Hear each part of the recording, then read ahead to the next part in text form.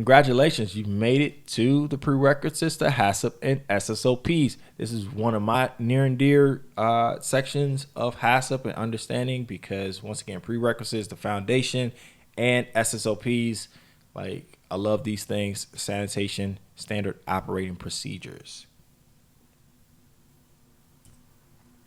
So HACCP is a system.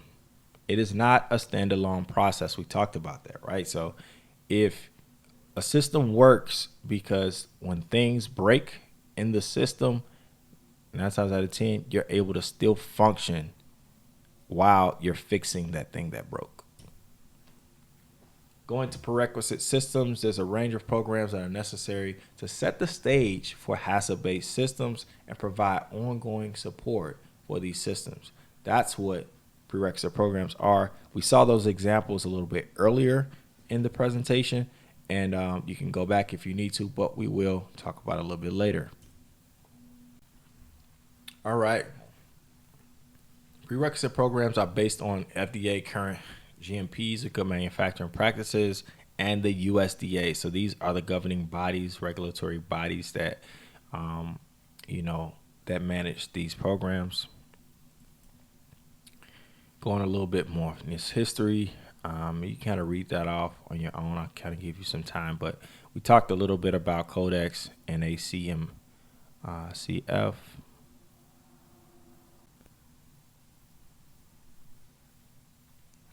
All right. Prerequisite programs providing basic environmental and operating conditions that are necessary for the production of safe, wholesome food. And that's by the HACCP.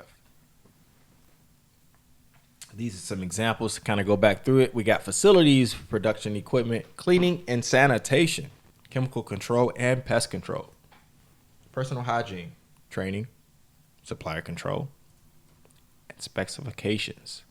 And lastly, traceability and recall. Some examples of prerequisite programs include the Consumer Complaint Management System, the Sanitation Standard Operating Procedures, and the Environmental Monitoring Program, or EMP. So what you see below is an example here on the left. You got the lot code. That's how we trace the product, right? So if a consumer complains, how do we trace that product?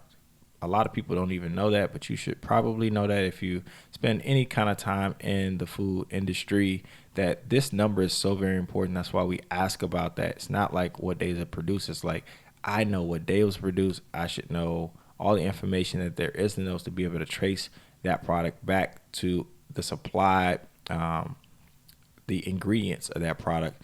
Then I can trace that ingredient and so forth and so on. So this is so very important for our product. If it does not have a lot code date on the product itself on its way out the door, then it should not go out the door because it can't trace it. When it comes to sanitation standard operating procedures, we got time, temperature, mechanical action, and chemicals. So these are all very important pieces when you're cleaning any kind of equipment, any kind of piece there. So inside your home and in the manufacturing facilities. Then you got the swabbing.